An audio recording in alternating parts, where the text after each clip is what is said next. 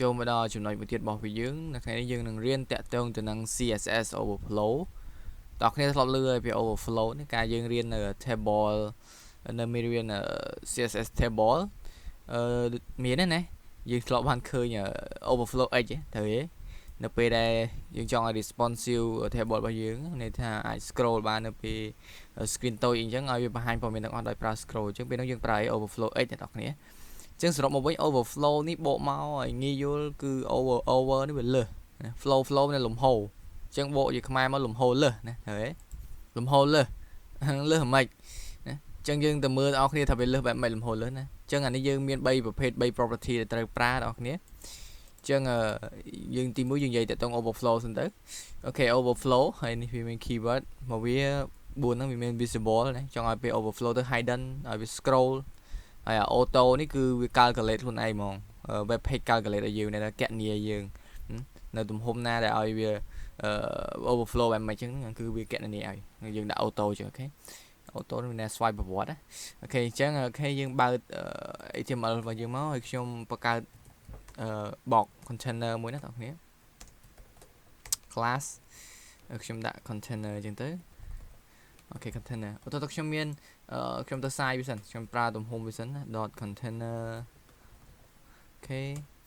ចឹងពេលច្រើន overflow នេះគឺប្រើនៅលើពពួក parent បងប្អូនគ្នាប្រើលើពួក parent overflow នេះគឺ parent ណាប្រើនៅក្នុង parent អូខេចឹងខ្ញុំដាក់ y វាតែនេះខ្ញុំអត់ខ្ញុំមិននិយាយថា parent នេះក្នុងនេះខ្ញុំដាក់តែ container ណាបងប្អូនគ្នាប៉ុន្តែអានឹងជា parent ហើយណាយើងនិយាយនៅក្នុងភាសា objective នៅក្នុងពេលយើងប្រើម្ដងជា parent តែគ្រាន់តែខ្ញុំដាក់ class ឈ្មោះវាជា container អូខេចឹង y វាខ្ញុំដាក់200 pixel ចឹងទៅដាក់100បានហើយ100 pixel ហើយខ្ញុំយក height វាប៉ុន្មាន height វាខ្ញុំដាក់100 pixel ដែរទៅអូខេហើយខ្ញុំយក background color វាgreen អូខេ green ចឹងទៅអូខេអ្នកនរអូខេយើងទៅមើលអ្នកនរ refresh អូខេចឹងវាបានប៉ុណ្នេះហ่ะចូលទៅខ្ញុំមាន tick មួយខ្ញុំមានអក្សរ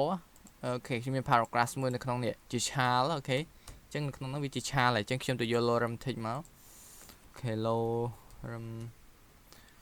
អូខេខ្ញុំ copy នេះគ្រាន់តែ copy ជាអក្សរណាខ្ញុំជឿសរសេរចឹងខ្ញុំគ្រាន់ copy យកមកតេស្តឲ្យអ្នកឃើញអូខេចឹងខ្ញុំយកមកដាក់នៅក្នុងនេះខ្ញុំដាក់ក្នុង p text ណាបងប្អូនអូខេ save យើង run ដល់អ្នកគ្នាមើលអូខេបងប្អូនគ្នាឃើញ read ធំចេញពីប្រអប់ទេបងប្អូនគ្នាឃើញ read ធំជាងប្រអប់អាហ្នឹងគេហៅថា overflow វាលំហូរលើសឃើញលំហូរលើសប្រអប់ហ៎ parent របស់យើងកម្ពស់តែត្រឹមនេះណាត្រូវទេនេះកម្ពស់តែត្រឹមនេះទេ parent របស់យើងនេះ parent ណា background ពណ៌ green នេះអញ្ចឹងយើងកុំឲ្យវា flow កុំឲ្យវាហូរលើសហ្នឹងយើងប្រើអីអូខេយើងតែហៅ overflow ប្រើក្នុង container ហ្នឹងមក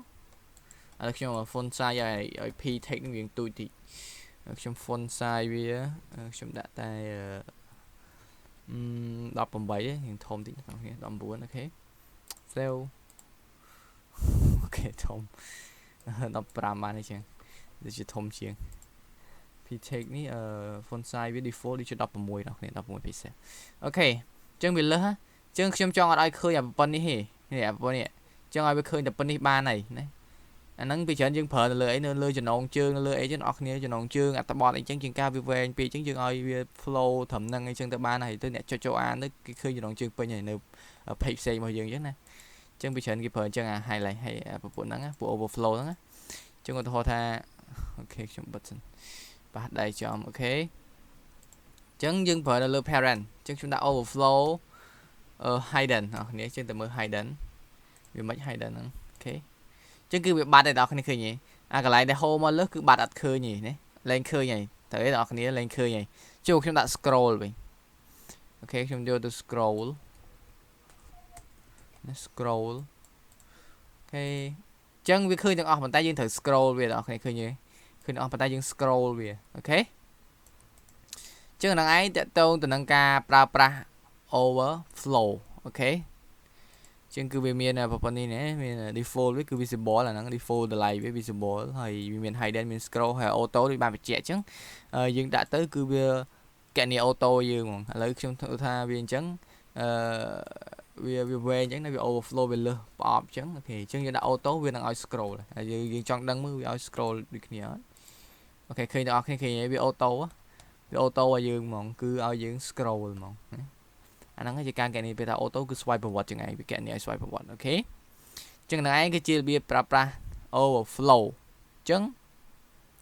ជាទូទៅ overflow គឺយើងប្រើនៅលើ parent ដើម្បីកំណត់លំហូរនៃ child ណាកំណត់លំហូរនៃ child ចឹងតែកណ្ណា child វាហូរលើសអញ្ចឹងទៅយើងប្រើ overflow ហើយ overflow នេះយើងនឹងប្រើទៅមុខទៀតណានៅពេល design ពពួកនេះទាំងអស់គ្នាអូខេខ្ញុំទៅបើក web នេះមិនប្រើបានតែតទៅ title អីចឹងឯណាយើងអាចប្រើបានទៀតតទៅនឹង design image ដែរអូខេនៅនេះទេអូខេ project ខ្ញុំរកមើលសិនដូចជាមួយនេះឆែកមើលសិនខ្ញុំចង់ភ្លេចដែរនេះមួយនេះទាំងអស់គ្នាខ្ញុំមានជាប្រអប់មួយពេលដាក់រូបភាពទៅកាលណាយើងដាក់ទៅគឺរូបភាព reach អញ្ចឹងកំពុតទៅពេលយើងអត់ទាន់ប្រើ overflow គឺ reach này reach here kiaលើគេអញ្ចឹង reach here kiaលើគេប៉ុន្តែនេះខ្ញុំដោយសារខ្ញុំប្រើ overflow អញ្ចឹងនៅពេលប៉ះលើវាទៅគឺវាអត់ reach ចេញទេណាពេលថា overflow យើងនៅលេងឃើញវាឃើញតែមួយប្រអប់ហ្នឹងទេបងប្អូនណាពេលដាក់រូបទៅឃើញតែមួយប្រអប់ហ្នឹងទេឃើញទេឃើញតែមួយប្រអប់ហ្នឹងទេវាអត់ reach ចេញពីប្រអប់ហ្នឹងទេវា reach ចេញមកខាងនេះទេតែប៉ុន្តែពេលយើង hover លើវា reach ធ្វើយើងធ្វើឲ្យវា reach ធ្វើរូបភាពនឹង reach វាគួរតែreach នៃវា here ចេញមិនចេះអញ្ចឹងទេណាប៉ុន្តែនេះដោយសារខ្ញុំដាក់ overflow អញ្ចឹងគឺវា reach ចេញពីប្រអប់ហ្នឹងមែនប៉ុន្តែវាអត់ឃើញទេណាកន្លែងចំណុច reach គឺវាកាត់ចោលហើយធំហ្នឹងអស់ហើយណាវាកាត់ចោលតែប្រអប់ហ្នឹងអញ្ចឹងនៅពេលហ្នឹងយើងនឹងប្រើប្រព័ន្ធហ្នឹង overflow ហ្នឹងអញ្ចឹងអ្នកនរគ្នាត្រូវចំណាំវាណាចាំពីរបៀបប្រើប្រាស់វាអូខេ overflow អូខេអញ្ចឹងហ្នឹងcònជាឧទាហរណ៍មួយទេយើងអាចប្រើបានទៅលើចំណងជើងហើយនឹង image អញ្ចឹងទៅហើយអ្នកនរគ្នាអាចរកមើលថា overflow អាចយកទៅប្រើបានជាមួយខ្លះចឹងណាហើយនៅពេលខាងមុខទៀតយើងនឹងស្វែងយល់បន្តទៀតអូខេអរគុណ